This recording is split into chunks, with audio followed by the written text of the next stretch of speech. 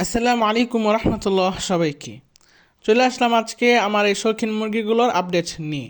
আর আজকে আমি ওদেরকে সবুজ ঘাসের মধ্যে ছেড়ে দেব, ওদের একটু শারীরিক এবং মানসিক শান্তির জন্য। মাশাল্লাহ, এখানে আবার আমাদের গলাশিলা মোরগও আছে। আর এই শৌখিন মুরগির আপডেট আমি আজকেই সকালে শর্ট ভিডিওর মাধ্যমে আপনাদেরকে জানিয়েছিলাম।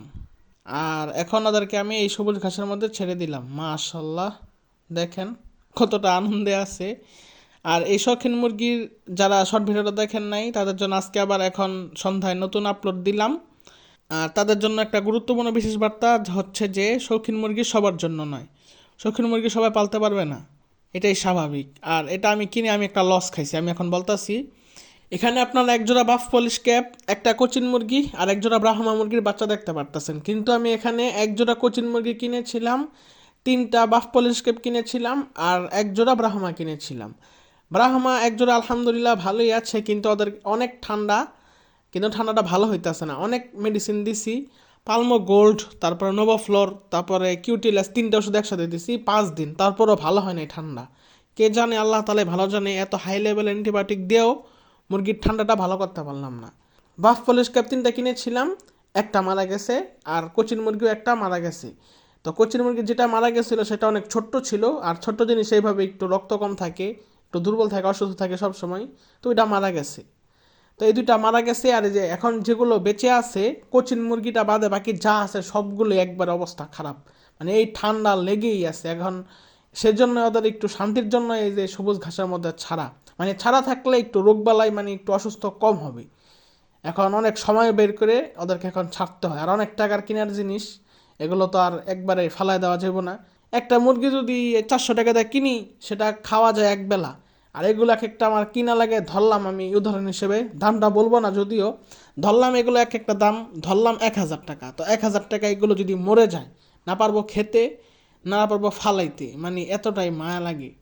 তো এগুলো সবাই কিনবেন না দয়া করে, এটা একটা লস প্রজেক্ট। আপনারা দেশি মুরগি পালবেন, ফার্মে মুরগি পালবেন, হাঁস পালেন, এগুলো লাভ আছে। এগুলো যদি অসুস্থ হয়ে যায়, জবাই করে খেয়ে ফেলতে পারবেন, আপনার একবেলা বা একদিন হয়ে যাবে। কিন্তু এগুলো দয়া করে কেউ কিনবেন না, যাদের মানে অনেক টাকা পয়সা আছে তারা এগুলো কিনবেন। আমি কিনে একটা অনেক বড় একটা লস খাইলাম। আর এই টাকা যদি আমি অনেক দেশি মুরগিও কিনতাম বা ফার্মে মুরগিও কিনতাম, আমি অনেক লাভবান হতে পারতাম, কিন্তু এগুলো কিনে আমি অনেক বড় একটা লস খাইছি। তো এখন এগুলো ফালাইতে পারি না, চিকিৎসা দিতেছি অনেক টাকা পয়সা খরচ করে, তাও ভালো হইতাছে না। তো সবাই দয়া করে এই সেক্টরে আসবেন না, আমি এখন অনেক বড় বিপদে আছি। আর এগুলো বিক্রিও করতে পারবো না, যেহেতু অসুস্থ জিনিস, জেনে শুনে তো কাউকে অসুস্থ জিনিস দিতে পারবো না। আর এগুলো আমি খুলনা থেকে অর্ডার করেছিলাম, বাসের মাধ্যমে মাওয়া থেকে রিসিভ করেছিলাম।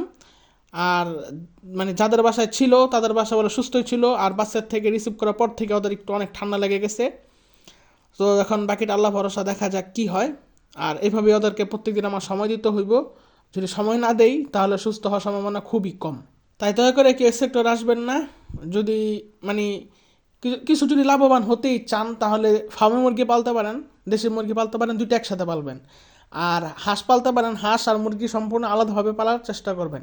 একসাথে খাবারও দিবেন না, একসাথে পানিও দিবেন না, দুইটা একটু আলাদা পরিবেশে পালন করার চেষ্টা করবেন। এগুলো পালেন, ইনশাল্লাহ লাভবান হবেন। কিন্তু এগুলোতে আইসেন না, এই যে আইসা আমি একটা অনেক বড় একটা লস খাইলাম।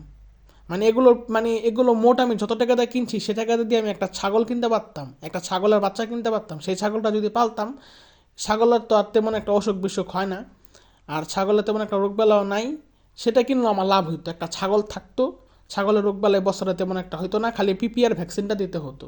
আর বছর গেলে আমি একটা করে বাচ্চাও পাইতাম, সর্বনিম্ন হইলেও তো একটা পাইতাম। কিন্তু এগুলো এখন আমার মানে অনেক একটা লস হয়ে গেল, কিনে একটা বিপদে পেলাম। মনে করছি কি যে এগুলো পালন করা সহজ, কিন্তু এখন বুঝতে পারলাম যে এগুলো হচ্ছে মূলত লাইটের বাচ্চা।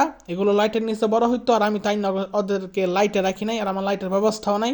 ব্রুডিং সিস্টেম আপনারা তো জানেনই, তো আমি ব্রুডিং সিস্টেমে কতটা ঘৃণা করি। আর ব্রুডিং সিস্টেমে কোনো ব্যবস্থা নাই, তাই মনে হয় এরকম একটু ঠান্ডা ঠান্ডা লাগছে। যাদের বাসায় ছিল তাদের বাসায় মনে হয় ব্রুডিং সিস্টেমে ছিল, আর তারা মনে হয় এত বড় হয়ে গেছে লাইটের নিচেই রাখছে, আর এখন লাইট মানে আমি দিতেছি না, মনে হয় এই জন্য ঠান্ডা লাগছে। আর ওদেরকে মানে আমি যে পরিবেশে বলি খাঁচা সিস্টেমে, কোনো তো আজ পর্যন্ত দেখছি তো যে কোনোটা অসুস্থ হয় নাই। আর ওরাও অসুস্থ না, কিন্তু ওদের ঠান্ডাটা যাইতেই আসে না, ওরা খাবার খাইতেছে, পানি খাইতেছে, সব ঠিক আছে, কিন্তু সুস্থ হইতেছে না, এটাই সমস্যা। তো দয়া করে কি এই সেক্টরে আসবেন না। শৌখিন মুরগি সবার জন্য না, এই ফিন্সি মুরগি সবার জন্য না। ধন্যবাদ। তাহলে আজকের মতো এখানে ভিডিওটা শেষ করছি। আসসালামু আলাইকুম।